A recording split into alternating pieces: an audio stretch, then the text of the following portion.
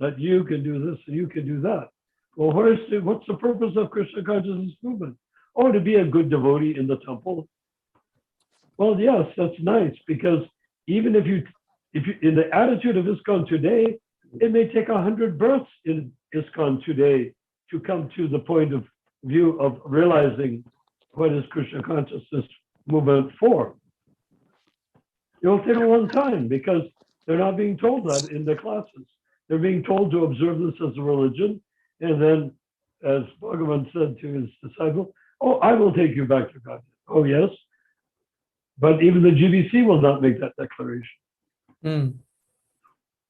So you can say that the present devotees who are joining ISKCON, they are being dumbed down to a very large degree by insufficient guidance, different policies, contracts, and all these things that get in the middle.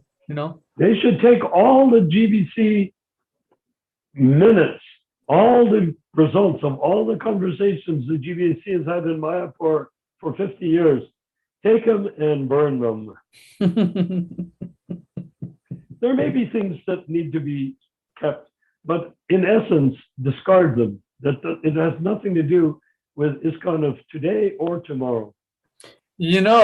When you sign up with a so-called guru in ISKCON, they make you sign a waiver that the GBC neither supports nor endorses this guru to be a pure devotee.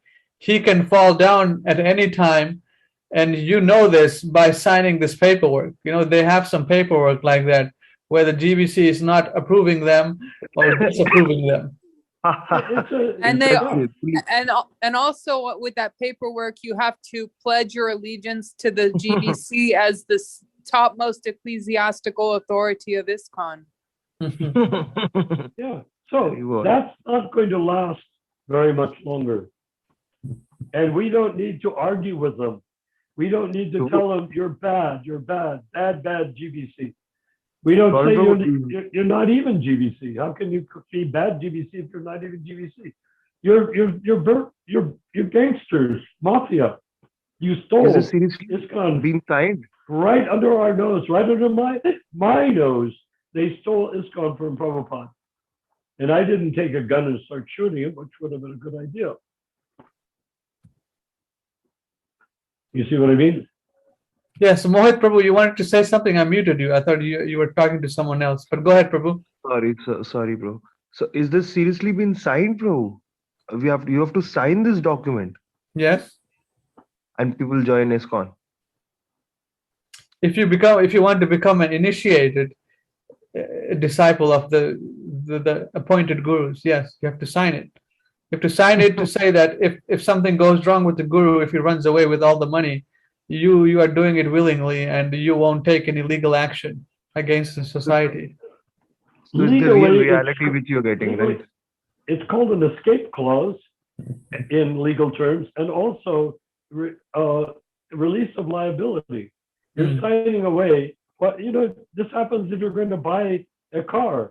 This car has a limited warranty, and it's a limited ownership thing, and it's limited liability of the manufacturer. Aside from that, it's your car and it's your problem. So that's what they're saying. You take the screw, it's your problem. But you have to sign that the GBC is the highest authority, which is an oxymoron, because if they're the highest authority, then they can't say that it's your problem if you take the guru. Okay. Otherwise, what's the meaning? Anyhow, why are we talking about GBC? They need to be stretched out in the sun and dried. Their corpses need to be dried in the sun until they become, what do you call it, beef jerky, GBC jerky. There's nothing to be said for them. There's nothing to be said except, why are you still there? Vinayak Prabhu has a question. Go ahead, Vinayak. So for how long does this signing process is going on? Like when it started, when devotees were asked to sign a document? When When it groups that- started, when they were asked to sign a document, like when this system started in ISKCON. Arey, Haribol is asking which He year wants this to know happened. when did they introduce that policy? Which year this clause was happened? He's asking this, Haribol. It's been some time here. I've known it since I came in contact with the local ISKCON of Sacramento people. They sign agreements like this.